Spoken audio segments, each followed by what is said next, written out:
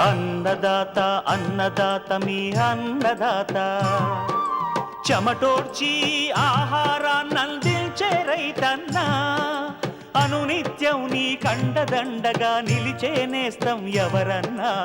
అన్నదాత అన్నదాత మీ అన్నదాత.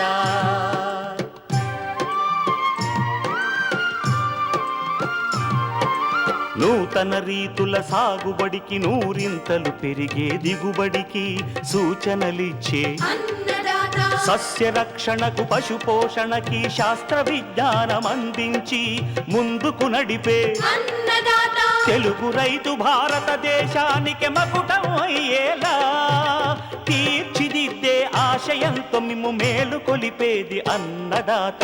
అన్నదాత అన్నదాత మీ అన్నదాత. అన్నదాత అన్నదాత మీ అన్నదాత. అన్నదాత ప్రేక్షకులకు నమస్కారం. ఈనాటి ముఖ్యాంశాలు: వేరుశనగలో పొగాకు లద్దె పురుగు సమగ్ర నివారణ, మామిడిలో పిందెరాలుడు సమస్య, పిందె కట్టును ప్రభావితం చేసే అంశాలు, వేసవిలో సాగు చేసుకోదగ్గ పశుగ్రాసాలు, ఇంకా జై కిసాన్ వ్యవసాయ సమాచారం.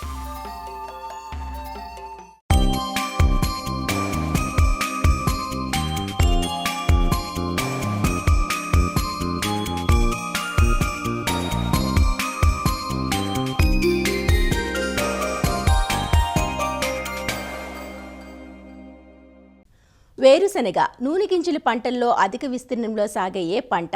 వర్షాధారంగా ఖరీఫ్లోనూ, నీటిపారుదల క్రింద రబీ, వేసవి పంటలుగా అధిక విస్తీర్ణంలో సాగు చేస్తుంటారు. ఖరీఫ్ కంటే రబీ, వేసవిలో పంట దిగుబడులు, నాణ్యత ఎక్కువగా ఉంటాయి. వేరుశనగను ఆశించే చీడపీడల్లో ప్రధానమైనది పొగాకు లద్దె పురుగు. సకాలంలో దీనిని అరికట్టలేదో పొలాన్ని మొత్తం మోలులాగా మార్చుతుంది. ఒక్క రసాయన మందులతో ఈ పురుగు అదుపులోకి రాదు. మందులకు నిరోధక శక్తిని పెంచుకున్న లద్దె పురుగు నివారణకు సమగ్ర చర్యలు తప్పనిసరి. పంట దశ, పురుగు దశలను అనుసరించి చర్యలు చేపట్టాలి. వేరుశనగలో పొగాకు లద్దె పురుగు నివారణకు చేపట్టాల్సిన సమగ్ర సస్యరక్షణ చర్యలు వివరిస్తున్నారు ఆచార్య ఎన్జీ రంగా వ్యవసాయ విశ్వవిద్యాలయం, గుంటూరు లాం ప్రాంతీయ వ్యవసాయ పరిశోధనా స్థానం కీటక విభాగం ప్రధాన శాస్త్రవేత్త డాక్టర్ వి విశాలక్ష్మి.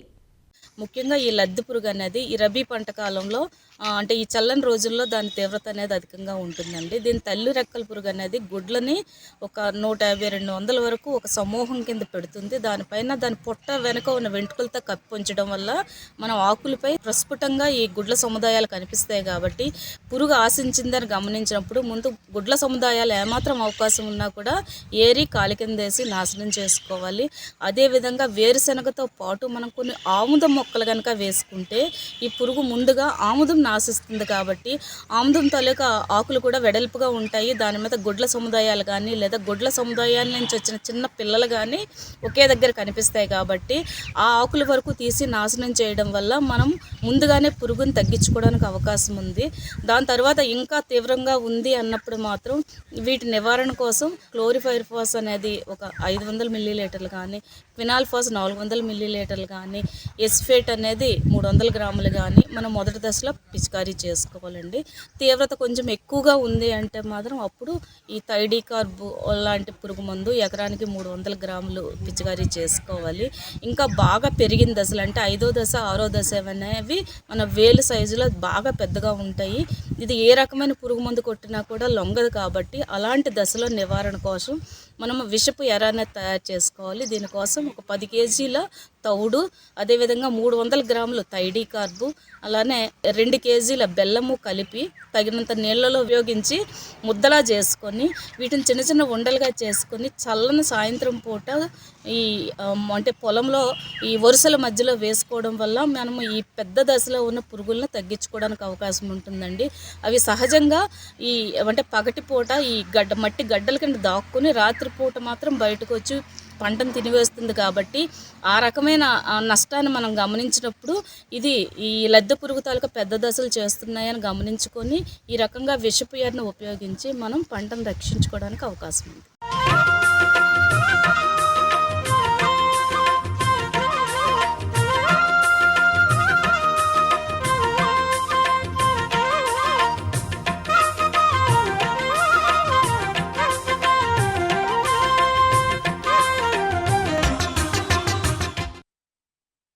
సాగు రంగంతో పాటు రైతుకు చేదోడు వాదోడుగా ఉంటున్నాయి అనుబంధ రంగాలు.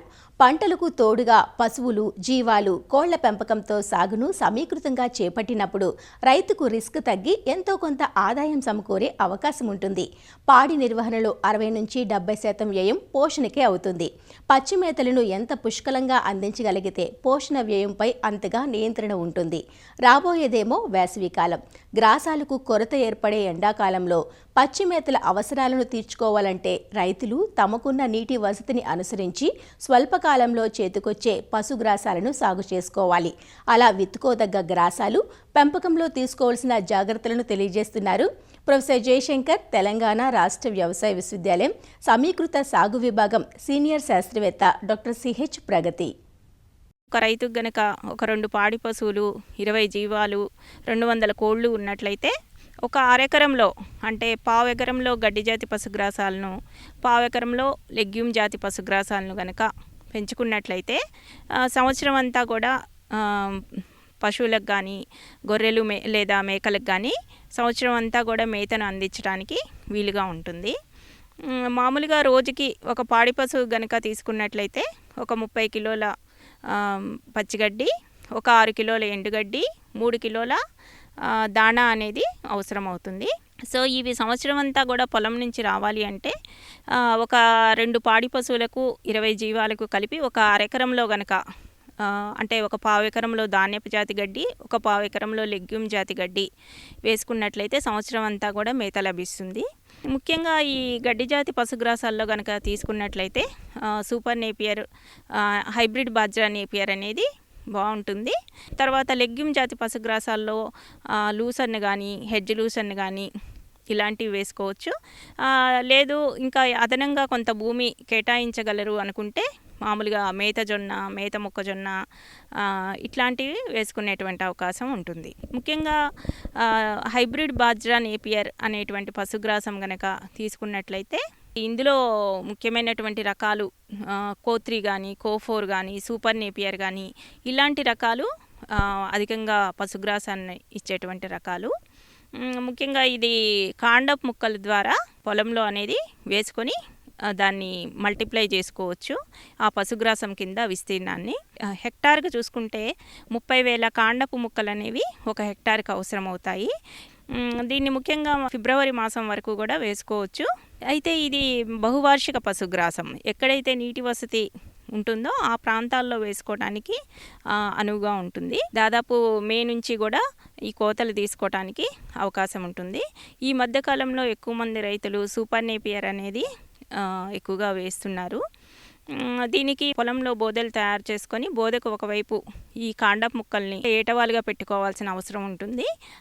ఏటవాలుగా పెట్టుకున్నప్పుడు ఆ కణుపు భూమి లోపలికి వెళ్ళేటట్టుగా ఒక కణుపు పైకి ఉండేటట్లుగా చూసి ఏటవాలుగా పెట్టుకోవాలి. ఇట్లా పెట్టుకున్న తర్వాత మొదటి కోత సుమారుగా 75 రోజులకు వస్తుంది. ఆ తర్వాత కోతలు ప్రతి 45 రోజులకి ఒక కోత తీసుకోవచ్చు. ఇక నీటి వసతి చూసుకున్నట్లయితే నేల యొక్క స్వభావాన్ని బట్టి 10 రోజులకు ఒకసారి తడి ఇవ్వవలసి ఉంటుంది. ఈ హైబ్రిడ్ బాజ్రా నేపియర్ నుండి దాదాపు హెక్టార్కి 250 టన్నుల పశుగ్రాసం అనేది లభిస్తుంది. ఆ తర్వాత ఏదైనా అదనంగా పొలం ఉంటే పశుగ్రాసపు జొన్న, పశుగ్రాసపు మొక్కజొన్న ఇలాంటివి వేసుకోవచ్చు. పశుగ్రాసపు జొన్న తీసుకున్నట్లయితే ఇందులో పలుకోతలను ఇచ్చే రకాలు కూడా ఉన్నాయి. అందులో ముఖ్యంగా CSH 24 MF అనేటువంటి రకం చాలా బాగుంటుంది. అది దాదాపు హెక్టార్కి 70 టన్నుల వరకు పశుగ్రాసాన్ని ఇచ్చేటువంటి రకం. జనవరి నుంచి నీటి వసతి ఉన్న ప్రాంతాల్లో మేతజొన్న అనేది వేసుకోవచ్చు. ఈ ఎరువుల యాజమాన్యం కనుక చూసుకున్నట్లయితే హెక్టార్కి 30 కిలోల నత్రజని, 50 కిలోల భాస్వరం, 30 కిలోల పొటాష్ అనేది హెక్టార్కి అవసరం అవుతుంది. ఆ తర్వాత మేత మొక్కజొన్న ఇది కూడా జనవరి తర్వాత ఎప్పుడైనా వేసుకోవచ్చు. కాకపోతే నీటి వసతి అనేది చూసుకోవాల్సి ఉంటుంది. ఈ మేత మొక్కజొన్నలో చూసుకున్నట్లయితే ఆఫ్రికన్ టాల్ కానీ మంచి దిగుబడినిచ్చేటువంటి రకం. ఇందులో మామూలుగా హెక్టార్కి చూసుకున్నట్లయితే ఒక 50 కిలోల విత్తనం అనేది అవసరం అవుతుంది.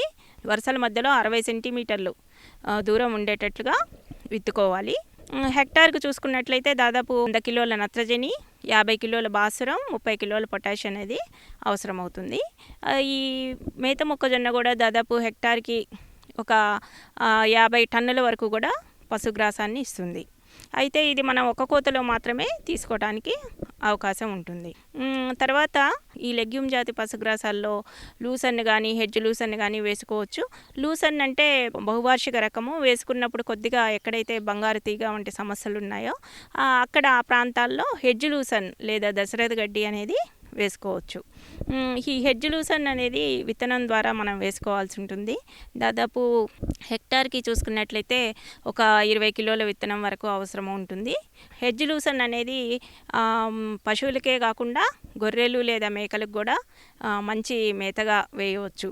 ఇది దాదాపు 125 టన్నుల వరకు కూడా ఒక హెక్టార్కి దిగుబడిని ఇచ్చేటువంటి పంట. ఒక 3 ఫీట్ హైట్ వచ్చిన తర్వాత ఒక ఫీట్ వరకు కట్ చేసుకున్నట్లయితే మళ్ళీ తర్వాత అది పెరగటానికి అవకాశం ఉంటుంది. అట్లాగే ఇంకొకటి చుట్టూ గట్ల మీద కూడా కొంచెం బహువార్షిక చెట్లను అంటే అవిసె కానీ సుబాబులు కానీ ఇలాంటివి కూడా వేసుకున్నట్లయితే ఈ వేసవి కాలంలో అవి జీవాలకు మేతగా కూడా ఉపయోగపడతాయి.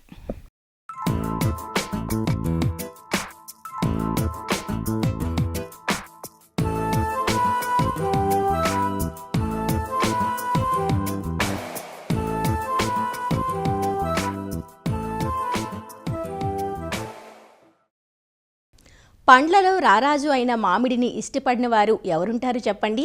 వేసవి వచ్చిందంటే అందరూ ఎదురు చూసేది మామిడి పండ్ల కోసమే. ప్రస్తుతం మామిడి తోటలు పూత నుంచి పిండి కట్టే దశలో ఉన్నాయి. ఈ దశలో మామిడిని అనేక రకాల చీడపీడలు ఆశించి విపరీతమైన నష్టం కలిగిస్తుంటాయి. చీడపీడల సమస్యకు పిందెరాలుడు సమస్య కూడా తోడవుతుంది. మామిడిలో పిందెరాలడాన్ని చాలా అంశాలు ప్రభావితం చేస్తాయి.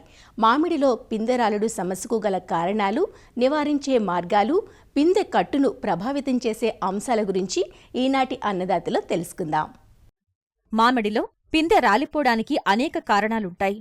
ముఖ్యంగా పిందెలేర్పడేటప్పుడు వాతావరణ పరిస్థితులు, నీటి యాజమాన్యం, పోషక యాజమాన్యం, పురుగులు, తెగుళ్ల బెడద మొదలైన వాటిని ప్రముఖంగా చెప్పుకోవచ్చు.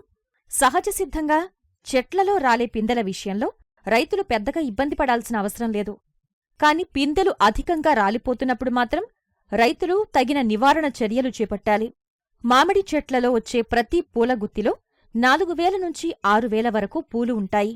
ఈ పూలలో 55% మించి మగపూలే ఉంటాయి. మిగిలినవి మాత్రమే పిందె కట్టటానికి పనికొచ్చే ద్విలింగ పుష్పాలు. ఇందులో కూడా 50% మించి పూలలో పరాగ సంపర్కం జరగక రాలిపోతాయి. ఇవన్నీ పోను కేవలం ఒక పూగుత్తిలో 1 నుంచి 3 పూలు మాత్రమే కోతకు వచ్చే కాయలుగా వృద్ధి చెందుతాయి. సాధారణంగా 1000 పూలలో 1-2 పూలు మాత్రమే పిందె కట్టి నిలబడతాయి. మిగిలినవన్నీ వివిధ దశల్లో రాలిపోతాయి. పిందెలు రాలడానికి కారణాలు వాతావరణ పరిస్థితులు, నీటి ఎద్దడి, పోషక లోపాలు, హార్మోన్ల లోపాలు, చీడల సమస్యలు, పూలలో పరాగ సంపర్కం జరక్కపోవడం మొదలైనవి. సాధారణంగా మామిడిలో జులై, ఆగస్టు నెలల్లో వచ్చిన కొత్త చిగుర్లు ముదిరి ఆ రెమ్మలకు జనవరిలో పూత వస్తుంది. కనీసం 2 నెలల బెట్ట పరిస్థితుల తర్వాత చల్లటి రాత్రులు ఉండే చలి వాతావరణం మామిడి పూత రావడానికి అనువుగా ఉంటుంది. మామిడి తోటల్లో పూత రావడం ఆలస్యమైనప్పుడు పిందెలు ఏర్పడ్డం మార్చి నెల వరకు పొడిగించబడుతుంది. ఈ సమయంలో వాతావరణం పొడిగా ఉండి ఎండ తీవ్రత అధికంగా ఉంటుంది. ఈ రకంగా పిందెలేర్పడి వృద్ధి చెందే సమయంలో ఉష్ణోగ్రతలు పెరగడం వల్ల పిందెలు అధికంగా రాలిపోయే అవకాశం ఉంటుంది. మామిడిలో పిందె కట్టడానికి, పిందెలు పెరిగి అధిక దిగుబడులు రావడానికి పిందెలేర్పడే సమయంలో భూమిలో తగినంత తేమ ఉండడం చాలా అవసరం. ఈ సమయంలో ఆశించిన మేరకు భూమిలో తేమ లేక నీటి ఎద్దడి పరిస్థితులు ఏర్పడితే పిందెలు అధికంగా రాలిపోతాయి. నీటిపారుదల సౌకర్యం ఉన్న చోట నీటి తడులు ఇవ్వడంలో హెచ్చుతగ్గులు అధికంగా ఉన్నప్పుడు కూడా పిందెలెక్కువగా రాలిపోతాయి. చాలా రోజుల వ్యవధి అనంతరం ఒక్కసారిగా ఎక్కువ నీటిని కట్టినా పిందెలు రాలే అవకాశం ఉంటుంది. పిందెలు ఏర్పడి ఎదిగే దశలో చెట్లకు తగినంత పోషకాలు అందనప్పుడు లేత పిందెలు సరిగా వృద్ధి చెందక రాలిపోతాయి. జింకు, బోరాన్ వంటి సూక్ష్మ పోషకాల లోపాలు కూడా మామిడికాయల నాణ్యతను, రాలడాన్ని ప్రభావితం చేస్తాయి. నీటి ఎద్దడి, పోషక లోపాలు, అనుకూలం కాని వాతావరణ పరిస్థితులు మొక్కల జీవక్రియలను ఇబ్బందికి గురిచేస్తాయి. దీని మూలంగా కాయలు ఎదగడానికి అవసరమైన కొన్ని హార్మోన్ల అందుబాటు కూడా తగ్గవచ్చు. ఫలితంగా చెట్లలో పిందె రాలడం అధికంగా కనిపిస్తుంది. తామర పురుగులు, పిండి పురుగులు పూతను, పిందెలను ఆశించి రసం పీల్చి పూతను, పిందెలను రాలిపోయేలా చేస్తాయి. టెంక పురుగులు, పండు ఈగ, కాయ తొలుచు పురుగులు మామిడికాయ, నిమ్మకాయ సైజులో ఉన్నప్పుడు ఎక్కువగా ఆశించి కాయలో గుజ్జును తినటం వల్ల కాయలు కుళ్ళిపోయి పక్వానికి రాకముందే రాలిపోతాయి. మత్స తెగులు, మసి తెగులు, బూడిద తెగులు, పక్షి కన్ను తెగులు వంటివి మామిడిని పూత నుండి పిందె దశల్లో ఎక్కువగా ఆశించి పోషకాలు అందకుండా చేయటం వల్ల పూత, పిందె రాలిపోతుంది. మామిడిలో పూత లేదా పిందెలేర్పడే దశ నుంచి చెట్లకు 15 రోజుల వ్యవధిలో 3 నుంచి 4 నీటి తడులివ్వడం వల్ల చెట్లలో పిందె రాలడం తగ్గి కాయలు మంచి సైజుతో నాణ్యంగా పెరుగుతాయి. కాయలు ఎదిగే దశలో నీటి ఎద్దడి ఎక్కువగా ఉంటే కాయలు త్వరగా పక్వానికి వచ్చి పండి రాలిపోతాయి. కాబట్టి నీటి తడుల విషయంలో జాగ్రత్త వహించాలి. పిందెలేర్పడే దశలో చెట్లకు సైజును బట్టి చెట్టుకు 1/2 కిలో నుంచి కిలో చొప్పున యూరియా, మ్యూరేట్ ఆఫ్ పొటాష్ ఎరువులను 2 కిలోల వేపపిండితో కలిపి చెట్టు చుట్టూ గాడి తీసి వెయ్యాలి. ఎరువులు వేశాక నీటి తడి పెడితే కాయ రాలుడు తగ్గి కాయలు పెద్ద సైజులో పెరిగి అధిక దిగుబడులు వస్తాయి. వర్షాధారంగా సాగుచేసే చెట్లకు ఈ దశలో మల్టీకే లీటర్ నీటికి 15 గ్రాములు మరియు యూరియా లీటర్ నీటికి 10 గ్రాములు కలిపి పిచికారీ చేస్తే మంచి ఫలితాలు పొందవచ్చు. సమగ్ర సస్య రక్షణలో భాగంగా ఎకరాకు 8 నుంచి 10 మిథైల్ యూజినాల్ ఎరలను తోటలో అమర్చుకోవాలి. ఈ ఎరలను మార్చి నెలలో సుమారు 5 నుంచి 6 అడుగుల ఎత్తులో మామిడి చెట్ల కొమ్మలకు వేలాడదీస్తే మంచి ఫలితాలు వస్తాయి. పిందెలు ఏర్పడే దశలో ఆశించే చీడపీడల నివారణకు లీటర్ నీటికి 2 మిల్లీలీటర్ల ఫిప్రోనిల్ లేదా 1 మిల్లీలీటర్ ఎథోఫెన్ప్రాక్స్ మందుతో పాటు 2 మిల్లీలీటర్ల హెక్సాకోనజోల్ కలిపి పిచికారీ చెయ్యాలి. ఈ దశలో ఈ మందులతో పాటు నాఫ్థలిన్ అసిటిక్ యాసిడ్ NAA అనే హార్మోన్ను 4.5 లీటర్ల నీటికి 1 మిల్లీలీటర్ చొప్పున పిచికారీ చేస్తే చీడలతో పాటు పిందె రాలడాన్ని నివారించవచ్చు. అర్కా మ్యాంగో స్పెషల్ సూక్ష్మ పోషక మిశ్రమాన్ని లీటర్ నీటికి 5 గ్రాములు లేదా ఫార్ములా 4 సూక్ష్మ పోషక మిశ్రమాన్ని లీటర్ నీటికి 3 గ్రాములు పిచికారీ చెయ్యాలి. పిందెలు నిమ్మకాయ సైజులో ఉన్నప్పుడు చెట్లలోని కాయలను రైతులు నిశితంగా గమనించాలి. కాయలను ఆశించే టెంక పురుగు, కాయ తొలుసు పురుగులు గుడ్లు పెట్టటం, పిండి పురుగుల ఉనికిని గమనించవచ్చు. వీటి నివారణకు లీటర్ నీటికి 5 మిల్లీలీటర్ల వేప నూనె కలిపి పిచికారీ చెయ్యాలి లేదా లీటర్ నీటికి 0.3 మిల్లీలీటర్ల ఇమిడాక్లోప్రిడ్ కలిపి పిచికారీ చెయ్యాలి. ఇటీవల మామిడి పిందెలకు తొడిగే ఫ్రూట్ కవర్లు అందుబాటులోకొస్తున్నాయి. ఈ సంచులు మామిడి పిందెలు నిమ్మకాయ సైజులో ఉన్నప్పుడు కట్టుకోవటం వల్ల చీడపీడల నుండి, వాతావరణ మార్పుల వల్ల కలిగే నష్టాల నుండి కాయలను కాపాడుకోవడమే కాక పిందె రాలుడు సమస్యను తగ్గించుకోవచ్చు. ఈ యాజమాన్య పద్ధతులన్నీ సక్రమంగా పాటిస్తే మామిడిలో చీడపీడల నివారణతో పాటు పిందె రాలుడు సమస్యను తగ్గించుకుని అధిక దిగుబడులు పొందవచ్చు.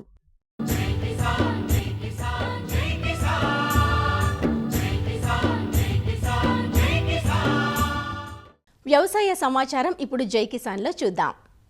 రైతులు పండించిన పంటను సరైన మార్కెటింగ్ చేసుకునేందుకు వీలుగా ఏర్పాటైనవై రైతు బజార్లు. 1999 జనవరిలో ఉమ్మడి ఆంధ్రప్రదేశ్ రాష్ట్రంలో ఏర్పాటైన ఈ వ్యవస్థకు 25 ఏళ్లు పూర్తయ్యాయి. రైతు బజార్ల ఏర్పాటుకు ముందు రైతులు తమ పంటలను గిట్టుబాటు ధరలకు అమ్ముకునేందుకు పలు ఇబ్బందులు ఎదుర్కొనేవారు. కూలీ, రవాణా ఖర్చులు కూడా రాని పరిస్థితుల్లో నిల్వ వసతులు లేక రోడ్ల పక్కన ఉత్పత్తులను పారబోసిన సందర్భాలు ఉండేవి. అలాంటి పరిస్థితుల్లో రైతు బజార్లు అందుబాటులోకొచ్చి రైతులకు అక్కరకొచ్చాయి. రైతులు తమ ఉత్పత్తులను నేరుగా వినియోగదారులకు ఎటువంటి దళారులు లేదా మధ్యవర్తుల ప్రమేయం లేకుండా స్వయంగా వారే అందించడానికి గాను రైతు బజార్స్ ఏర్పాటు చేయడం జరిగింది. దాదాపు ఇప్పటికి 25 సంవత్సరాలు పూర్తి అయింది. రాష్ట్ర వ్యాప్తంగా ప్రస్తుతం దాదాపు 123 రైతు బజార్లు పనిచేస్తున్నాయి. ప్రతి మున్సిపాలిటీలోనూ రైతు బజార్లు ఏర్పాటు చేయడం అనేది లక్ష్యంగా మార్కెటింగ్ డిపార్ట్మెంట్ పనిచేస్తుంది. రైతులకు సౌకర్యాల పరంగానే కాకుండా వినియోగదారులకు సౌకర్యంగా ఉండేటట్టుగా, లొకేషన్ పరంగా కూడా వారికి అందుబాటులో ఉండేటట్టుగా ఈ రైతు బజార్లను ఏర్పాటు చేయడం జరిగింది. నాణ్యత విషయంలోనూ లభ్యత విషయంలోనూ మరి వినియోగదారుల నుంచి ఎటువంటి రిమార్క్ లేవు. కాబట్టి రైతు బజార్ల సంఖ్యను మరిన్ని పెంచడానికి ప్రభుత్వం చర్యలు కూడా తీసుకుంటోంది. సంచార్ రైతు బజార్స్ అనే కాన్సెప్ట్తో కూడా మరి డిపార్ట్మెంట్ పనిచేస్తోంది. ఇప్పటికే దాదాపు 20 సంచార మొబైల్ రైతు బజార్స్ ఏర్పాటు చేయడం జరిగింది. ఇప్పటికే పనిచేస్తున్నటువంటి రైతు బజార్స్ సెల్ఫ్ సస్టైన్ చేయడానికి, అదేవిధంగా రైతులకు మరింత ఉపయోగకరంగా మార్చడానికి ప్రభుత్వం తరఫున అన్ని చర్యలు తీసుకుంటున్నాం. న్యాచురల్ ఫార్మింగ్ మరియు ఆర్గానిక్ ఫార్మింగ్కి సంబంధించి నాణ్యమైన ఉత్పత్తులను అందించడానికి గాను ప్రతి రైతు బజార్లోనూ రైతులు వాళ్ళు అక్కడ ఉన్నటువంటి ఎస్టేట్ ఆఫీసర్ను సంప్రదించి అక్కడ స్టాల్ని పొందవచ్చు. ప్రతి రైతు బజార్లోనూ 2 స్టాల్స్ ఇందుకోసం కేటాయించడం జరిగింది. తమ ఉత్పత్తులు సాయంత్రం అయిన తర్వాత వాటిని డిస్ట్రెస్ సేల్కి అమ్ముకొని వెళ్ళిపోయే పరిస్థితి ఉంది. కాబట్టి మరి ఎట్టి పరిస్థితుల్లోనూ రైతులకు నష్టం జరగకుండా చూడడం అనే కాన్సెప్ట్తో మరి కోల్డ్ స్టోరేజ్ కూడా ప్రతిపాదనలు సిద్ధం చేయడం జరుగుతుంది. పావు, అర ఎకరా, ఎకరా విస్తీర్ణంలో పండించే కూరగాయలను విక్రయించడానికి రైతులు టోకు మార్కెట్లపై ఆధారపడేవారు. రవాణా ఛార్జీలు భరించి మార్కెట్కు తీసుకెళ్తే అక్కడ 10 నుంచి 15% కమిషన్లు ఇవ్వాల్సొచ్చేది. ఇతర ఖర్చులు కూడా తోడయ్యేవి. ధరలు అమాంతం క్షీణించినప్పుడు రైతులు ఒట్టి చేతులతో తిరిగి వచ్చేవారు. ఈ పరిస్థితుల్లో మార్పు కోసం వెలిసినదే రైతు బజార్ల వ్యవస్థ. రైతు బజార్ల ఏర్పాటుతో పట్టణాలు, నగరాల్లో కూరగాయల రైతులు తమ పంటలను సొంతంగా అమ్ముకునేందుకు వెసులుబాటు కలిగింది. 20 సంవత్సరాల నుంచి అమ్ముతున్నాయి. ఇక్కడే దొండపందిరం ఉంది, కాకరపందిరం ఉంది, చిక్కుళ్ళు ఉన్నాయి, టమాటా. తెల్లారగట్ట 4ంటికి వస్తాను, 9ంటికి 10ంటికి వెళ్ళిపోతాం. అవును, బోర్డు రేట్లేగా అక్కడ వాళ్ళు నిర్ణయించిన రేట్లే, మనం ఎక్కువ మీద రోజు పెడతాం. బాగానే ఉంది, మాకు బాగానే రాస్తారు, ఇబ్బంది ఏం లేదు. అవును, కొద్దిగా మాకు వాన కురకుండా కొద్దిగా షెడ్లే ఏం లేదు. బయట 20 అమ్ముతున్నారండి, ఇక్కడ మేము 13 రూపాయలు అమ్ముతున్నాం. టమాటా వచ్చేసి ఏ కూరగాయలైనా అక్కడికి ఇక్కడ 10 రూపాయలు తేడా ఉంది. కేజీ 10 తేడా ఉండేది. బయట వాళ్ళు ఇక్కడ మాకాడు కొనుకెళ్ళి వాళ్ళు బయట అమ్ముకుంటున్నారు 25కి 30కి. గుంటూరు, విజయవాడ, విశాఖపట్నం తదితర నగరాల్లో పూర్వం ఒకే టోకు మార్కెట్లు ఉండేవి. నగరంలోని ప్రజలంతా కూరగాయల కోసం టోకు మార్కెట్లకు వెళ్లాల్సొచ్చేది. నగరాలు విస్తరించాక రాకపోకలు పెరిగి అక్కడకు వెళ్లడం ప్రయాసగా మారిన పరిస్థితుల్లో రైతు బజార్లు పరిష్కారం చూపాయని వినియోగదారులు చెబుతున్నారు. రైతు బజారు వచ్చిన తర్వాత ప్రజలకి సరసమైన ధరలకు కూరగాయలు దొరుకుతున్నాయి. అన్ని రైతు బజార్లో కన్నా ప్రభుత్వం ప్రజల సౌకర్యార్థం వివిధ ప్రదేశాల్లో రైతు మార్కెట్లు చేసినప్పటికీ ఈ రైతు బజారుకు ఉన్న డిమాండ్ కానీ ఈ రైతు బజార్లో ఉన్న సేల్స్ కానీ ఎవరికి లేవు. కాకపోతే ఏంటంటే ప్రభుత్వం ఈ రైతు బజార్ని బాగా ఒక మోడల్ రైతు బజార్గా షాపులు కేటాయించి అందరికి కూడా రైతులందరికీ కూడా షాపులు కేటాయిస్తే అది ప్రజలకు ఎంతో మేలు ఉంటుంది. అంటే పర్మనెంట్గా ఉంటుంది అనమాట. ఎప్పటికప్పుడు రైతులు కానీ మనం వచ్చే వాళ్ళకి కానీ ఇబ్బంది లేకుండా ఉంటుంది. పెద్ద మార్కెట్లోకి వెళ్ళే తలకి ఒక కాటా కానీ ఇవన్నీ కొంచెం చెప్పలేము, రేట్లు కూడా డిఫరెంట్గా చెప్తుంటారు వ్యాపారస్తులు. ఇక్కడ ఏంటంటే అన్ని బోర్డుల మీద రేట్లు ఉంటాయి కాబట్టి ప్రజలకి అందుబాటులో ఉంది, సౌలభ్యంగా ఉంది. నగరాలు, ప్రధాన పట్టణాల్లోనే ప్రస్తుతం రైతు బజార్లు ఏర్పాటయ్యాయని, కొత్తగా ఏర్పాటైన జిల్లా కేంద్రాలు, నియోజకవర్గ కేంద్రాలు, కొత్తగా నిర్మిస్తున్న పట్టణాల్లోనూ రైతు బజార్లను ఏర్పాటు చేయాల్సిన అవసరం ఉంది. అలానే సేంద్రియ ఉత్పత్తుల అమ్మకాలకు రైతు బజార్లలో స్థానం కేటాయించాలని రైతులు, వినియోగదారులు కోరుతున్నారు. మరిన్ని విభిన్న అంశాలతో రేపటి అన్నదాతలో మళ్ళీ కలుసుకుందాం. అంతవరకు సెలవు, నమస్కారం. అన్నదాతలు తమ సందేహాలు, సమస్యలను 1800-425-4085 టోల్ ఫ్రీ నంబర్లో ఉదయం 10 నుంచి 11 గంటల మధ్య పని దినాలలో సంప్రదించగలరు. ఈ కార్యక్రమాన్ని యూట్యూబ్లో www.youtube.com/అన్నదాత ఈటీవీ లింక్ ద్వారా వీక్షించవచ్చు. అన్నదాత కథనాలు ఈటీవీ విన్ మొబైల్ యాప్లోనూ వీక్షించండి.